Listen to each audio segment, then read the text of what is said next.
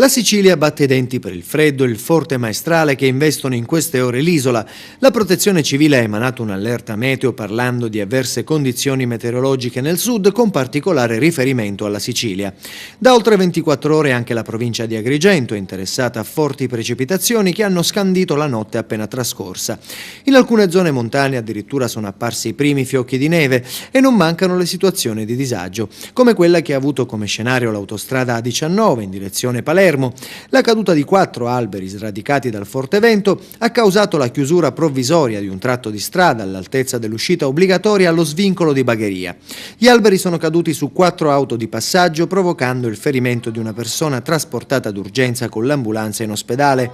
Si sono formate lunghissime file di auto, tra gli imbottigliati nel traffico anche la nostra collega Margherita Trupiano, che ci ha inviato questa foto tramite Facebook.